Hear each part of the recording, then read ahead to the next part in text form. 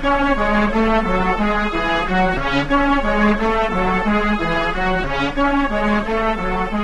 and gentlemen, we welcome you to the 50-Yard Line Show, your sports talk show in the Southeast. My name is Lionel Grant II, and I'm joined by my man, Jonathan McMath, the mathematician of Alabama football in the Southeast. How you doing, Jonathan? I'm doing well. Great to be here. Oh, there's a lot to be excited about. It's football season, of course. We're in the second week of the season, and the Alabama Crimson Tide is rolling. Yeah, they really are, coming off a big win over Penn State. Headed into the Duke game, Alabama's really clicking on all cylinders.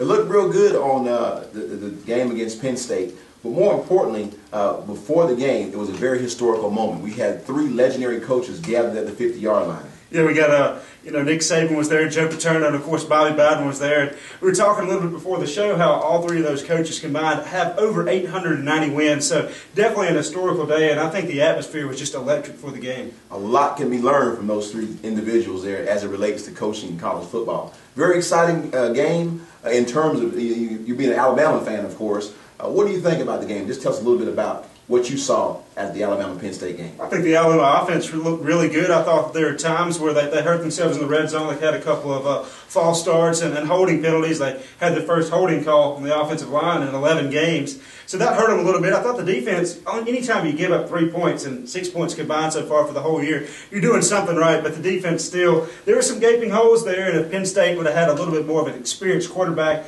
if the wide receiver could have caught some passes, I think it could have been a bit more of a ball game. Right. If there's any areas of improvement for the Alabama Crimson Tide, what areas would you say they need to improve on as they go throughout the remainder of the season? Well, I don't think there's any doubt. You've got to work on the secondary. Alabama's secondary got a lot of talent, but still there's inexperience there. They haven't really faced a passing team, and that's what they're going to get against Duke. And I think it's going to be a really good tune-up as they get into the SEC play. Right. There was some tough situations for the quarterback from Penn State, Bolden, but he was able to move the ball down the field a couple of times and find some soft spots in that defense. Yeah, Robert Bolden played a really good game for a freshman. He made some mistakes. I think that's something you expect if you're Joe Paterno coming into Bryant-Denny Stadium. His first road test ever, just a true freshman, as we've mentioned. And, Bolden, he had some good passes, but whenever he got to third down, he seemed to struggle. When the blitzes came, he made some poor decisions. Yeah, it was tough there at Bryant-Denny Stadium with 100,000+ fans. Now, the areas that Alabama was very strong in, of course, is the running game. We are excited about this week. We anticipate the return of Mark Ingram. Talk about the running game for Alabama. I'll tell you what, Trent Richardson ran for 144 yards the last game against Penn State. He's had a really marvelous year, and just with the addition of Mark Ingram coming back, coming off of arthroscopic knee surgery, I don't think Alabama can get much better in that area. Their offensive line has been doing a really good job holding the blocks, and to add Ingram and Richardson together with that passing attack, go play action, Alabama's got a loaded offense. Oh, definitely. Ladies and gentlemen, if you haven't seen the running of Trent Richardson, you're missing something. In fact, there was a couple of times it looked like he was stopped in the hole and somehow spun away, spun out. Next thing you know, he gained 12, 18, 33 yards. And not only that, he's on the cover of Sports Illustrated. Yeah, he is. I mean, Trent, well deserved. That guy is just so strong. Upper body, lower body. He just keeps his legs turning, and he is just one heck of an athlete. There's not much that can be said about Trent Richardson that hasn't already been mentioned. Right. And some people say that Mark Ingram has something to worry about at his job, but I don't think he has anything to worry about. In fact, I think if I was him, which I'm not, but it would definitely motivate me when I come back. Now, when he comes back this week against the Duke Blue Devils, how much playing time do you anticipate seeing from Mark Ingram? I think the over-under on the amount of carries is probably going to be somewhere around 15. I think Trent Richardson's still going to get a decent amount of the workload. I think you're going to see more of Eddie Lacy than we've seen as well. I think really Alabama wants to get Ingram back in there, make sure he's got his legs underneath him, everything's okay, and so he's fresh going into the Arkansas game. We had a couple of small injuries we want to talk about. There was, of course, the injury of Carpenter on the offensive line, and had a little slight injury with the defensive side in terms of Upshaw. Tell us about that. I'll tell you, James Carpenter, I think he's going to be fine. Went to the press conference on Monday.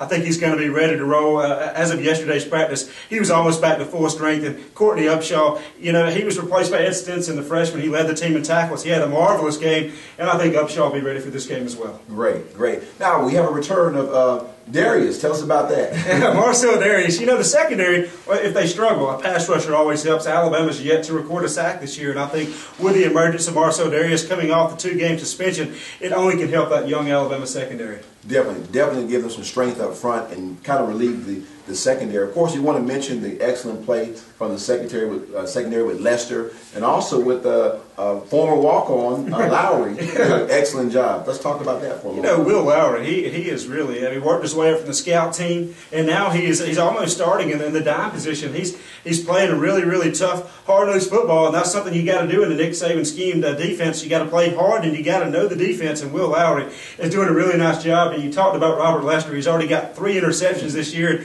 Mark Barron had 7 all of last year, and people were hyping Mark Barron about how he was such a great athlete. Nothing to take away from Mark Barron, but I think Robert Lester is going to try to beat that 7 number. See if he can get 8 or 9 and rag his teammate a little bit. Oh, definitely, definitely. Of course, a beautiful interception by Barron as well, coming from the middle of the field and making just an awesome interception. Of course, we mentioned about the secondary. One of the things about Lowry that he mentioned was one of the individuals that he looked up to in the secondary was Rasheed Johnson.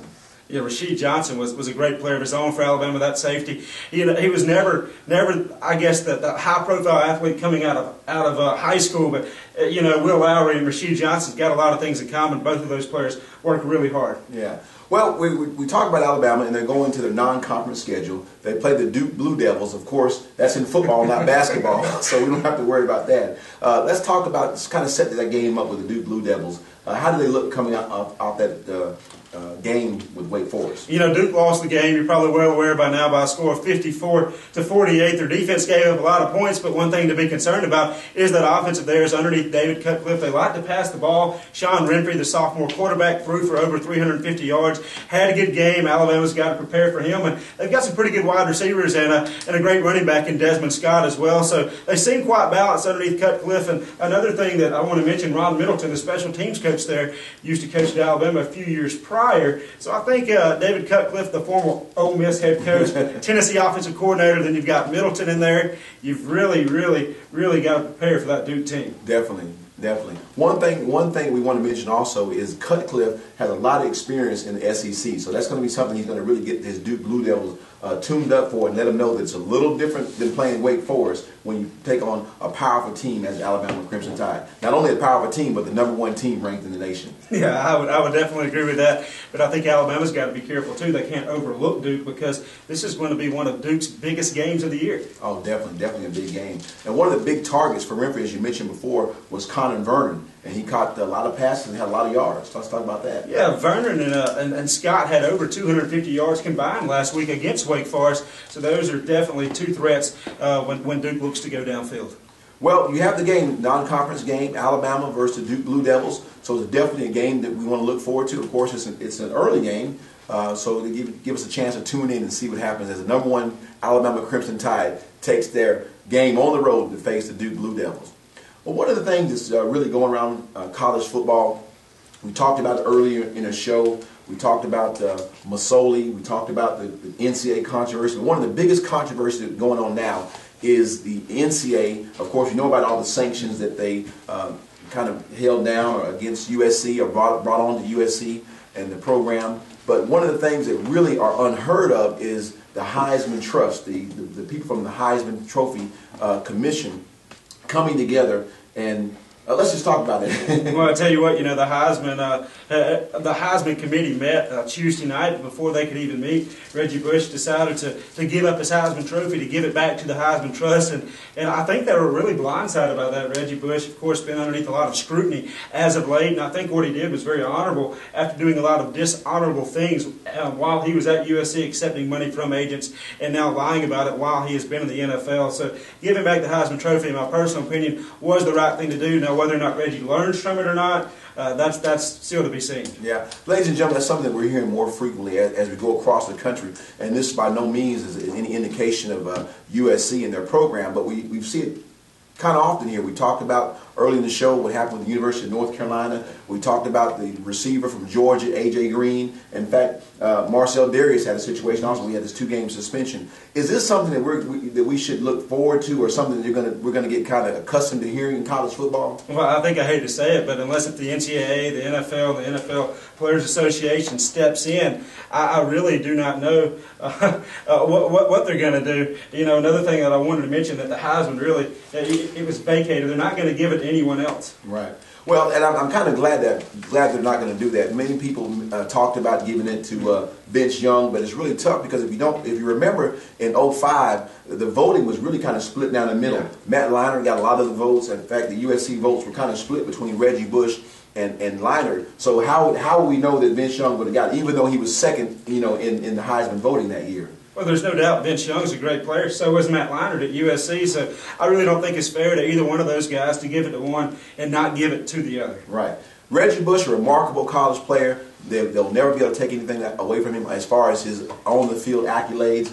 But in terms of what happened behind the scenes, it's something that we really have to be careful of in this day with college football. Yeah, I think Reggie Bush and all the other high-profile athletes out there are going to really have to be careful, pay attention, because there are a lot of younger guys out there, younger kids, looking up to these athletes, and they're trying to, model their life after theirs. And if these athletes don't live a good life, then there's no telling what the younger generation is going to turn out to be. Right. And with all the media and with all the internet and all the things that we see, one thing we're seeing earlier and earlier and earlier is the Heisman Watch. In fact, they start the Heisman Watch before the season even starts. I don't really understand it, but I guess it's one of the things that they do, and it has a lot of media involved, a lot of marketing involved, and it does a lot for the universities. In fact, whether people know or not, it has done a lot for the University of Alabama with Mark Ingram receiving the 2009 Heisman Trophy. Yeah, I tell you what, the University of Alabama, there's no telling how much profit they've made off of Mark Ingram and the amount of jersey sales that they have made.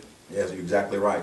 Well, we're really set up for a great week. We're set up for everything that's going on. I'm excited about college football, and we have a lot to look forward to. Ladies and gentlemen, we thank you so much for tuning in to the 50-Yard Line. My name is Lionel Grant, your host, and I'm joined with Jonathan McMath.